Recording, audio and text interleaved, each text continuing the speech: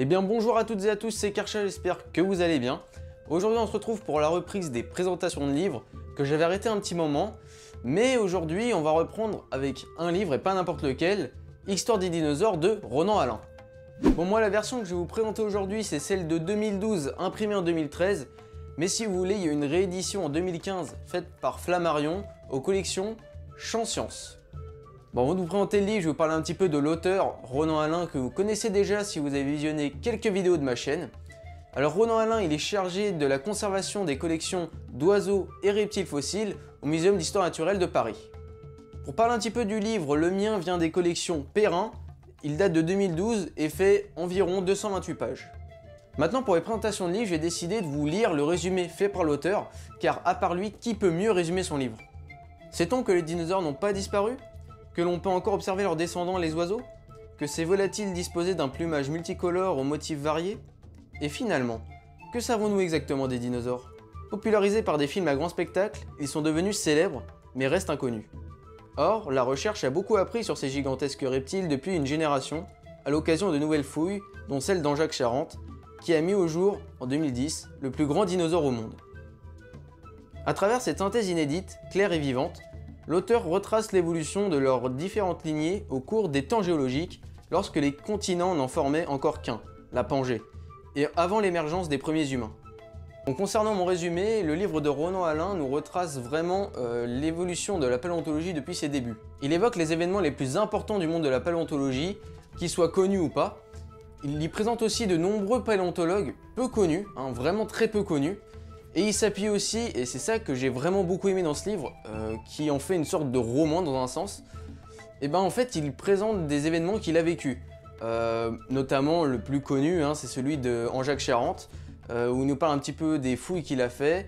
Il parle aussi des gens qu'il a rencontrés, il nous brosse vraiment des portraits humains des paléontologues. Et ça c'est vraiment quelque chose de très plaisant à voir et à lire. C'est pour ça que ce livre, en fait, je l'ai lu très vite, je l'ai lu même pas en 5-6 jours, un livre de confinement bien sûr, donc il m'a bien servi. Et il se lit vraiment très facilement, il n'y a pas besoin d'avoir énormément de prérequis pour lire ce livre, même s'il y a des termes qui sont assez compliqués à lire. Mais en fait c'est vraiment ça, on a vraiment l'évolution des dinosaures en parallèle de la paléontologie. On a toutes les grandes avancées qui ont été faites, aussi bien pour les dinosaures que pour les instruments de la paléontologie. Donc si c'est vraiment ce qui vous intéresse, la paléontologie, je peux quand même vous recommander ce livre, mais c'est vraiment plus pour les amoureux des dinosaures. Bon ça va peut-être pas plaire à tout le monde, mais c'est vraiment ce que représente ce livre. Si vous vous intéressez au site d'Anjac Charente, je vais vous mettre quelques vidéos et des liens en description pour que vous puissiez vous renseigner, car c'est vraiment du patrimoine français, c'est vraiment intéressant de s'y intéresser. Donc n'hésitez pas à aller y faire un tour, c'est vraiment ultra intéressant. On va maintenant passer aux bons et mauvais points du livre. Concernant les points positifs, alors je vais tout d'abord commencer par le fait qu'il se lit vraiment très bien, il se lit très facilement, très vite. Il n'y a pas vraiment besoin d'avoir de prérequis pour se plonger dans l'ouvrage. Certains mots sont peut-être pas assez expliqués, mais ça je reviendrai dessus dans les points négatifs. Mais vraiment, ouais, il se lit vraiment très bien. En plus, pour les amoureux de la phylogénie, il y a un petit arbre phylogénétique en début et en fin de livre. Donc ça peut être très cool pour ceux que ça intéresse. Il brasse aussi une bonne évolution de l'histoire de la paléontologie. Il passe par tous les grands événements, plus ou moins connus, et c'est ça qui est très important. Les événements importants pour la paléontologie ne sont pas forcément tous très connus. Et c'est pour ça que ce livre les met à la lumière du jour et vous rentre vraiment bien dans les détails en fait. Donc c'est une bonne chose. C'est quelque chose que vous verrez pas forcément dans des vidéos YouTube ou dans des livres ou dans des articles. C'est pour ça que c'est des événements importants quand même, c'est des choses à savoir, notamment des choses ultra intéressantes, un petit peu historiques aussi pour ceux qui aiment vraiment l'histoire. Donc c'est pour ça, ça pourrait être un argument pour acheter ce livre. En plus de ça, ce livre, en fait, je peux le considérer un petit peu comme pseudo-biographique. Encore une fois, je précise bien pseudo-biographique, parce qu'on a des passages qui sont vraiment décrits par les yeux de Ronan Alain sur le terrain. En fait, on a vraiment des fouilles qui ont été vécues par Ronan Alain, notamment Anjac Charente, mais pas que, des personnes qu'il a rencontrées et qui nous décrit vraiment humainement en fait, pas que ce qu'il a fait en tant que paléontologie, en tant que paléontologue plutôt. Donc c'est quelque chose qui aide vraiment à rentrer dans le livre et ça en fait c'est un argument qui se lit très vite. Et en plus de ça, il y a des images en annexe pour ceux qui aiment vraiment les images pour illustrer le contenu. Mais bon, ça on va en parler un petit peu plus dans les mauvais points.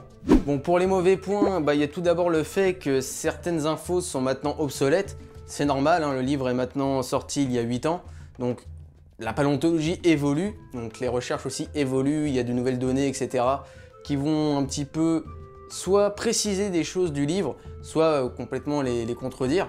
Mais ça c'est encore normal, faut vraiment juste bien faire des recherches autour et se réactualiser sur les informations qui sont données. Est-ce que c'est vraiment un reproche qu'on peut faire au livre? Bah non, parce qu'il ne pouvait pas le savoir à l'époque, forcément. Mais c'est quand même quelque chose à noter. Si vous achetez ce livre pour des points précis, vérifiez-les, voilà, je tiens à le dire. Autre point que j'ai mentionné un peu plus tôt dans les points positifs, c'est les annexes. En fait, il y a très peu d'illustrations dans ce livre. Si vous attendez à avoir des schémas, des croquis, etc., bah, vous allez être un peu déçu. Il y a quoi? Allez, à tout péter, il y a 3-4 pages d'images. Bon, je trouve que c'est assez suffisant, mais quelques images en plus, ça aurait pu être sympa. Notamment plus d'images du site d'Anjac Charente. Même si pour ça, je vous invite à regarder le livre Les Géants du Vignoble. Bon, moi, je ne l'ai pas en ma possession, je ne pourrais pas vous le présenter. Mais il y en a d'autres qui en ont parlé, notamment en Tract Science par exemple. Ça peut être assez sympa d'aller regarder ce livre-là, qui est assez complémentaire du livre Histoire des dinosaures. C'est un petit peu une suite logique de ce livre, et qui est plus précis sur un thème, hein, forcément. Mais ouais, quelques images auraient vraiment été sympas. Et concernant les mauvais points, bah, c'est tout en fait. J'en ai pas trouvé d'autres. Je trouve que ce livre est vraiment excellent, replacé dans son époque, hein, bien sûr. Dans son époque, j'ai l'impression que je parle d'un truc qui a 1000 ans, mais non, il est sorti en 2012. Mais pour ça, je vous invite à acheter la version de 2015, qui je ne sais pas si elle a reçu des modifications, mais bon, quitte à, prenez plutôt celle-là. Moi, concernant le prix, je l'ai acheté 9 € celui-là. Je crois que la version de 2015, on peut la trouver à 8-9 € aussi. Donc sautez sur l'occasion. C'est un livre que vous allez pouvoir lire aussi bien en tant que livre de chevet qu'en tant que vraiment livre où on veut potasser, apprendre beaucoup d'informations.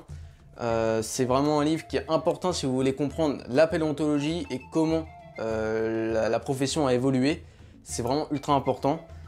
Ça vous permet aussi de comprendre des événements qui sont pas forcément très connus et qui pourtant sont très importants dans l'histoire de la paléontologie. Et voilà, c'est un petit peu tout ce que je voulais dire.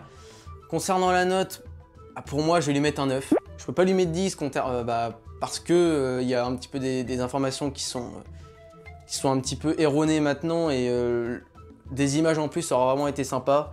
Mais pour le contenu et le nombre de pages qu'il y a, ça vaut vraiment le coup. Plus 9 €. Hein. À l'époque, il coûtait quand même 20 € celui-là, donc profitez-en. Voilà pour la présentation de ce livre. J'espère que vous êtes un peu convaincu. Attention, je fais pas de pub, hein, comme d'habitude. Je donne vraiment mon avis. Mais pour moi, c'est un livre qui est assez important à posséder pour tout amateur de paléontologie. Voilà pour cette troisième présentation de livre. J'espère qu'elle vous a plu. J'ai pas encore en tête le prochain livre qui passera dans la vidéo. Mais bon, je vais regarder ça plus tard.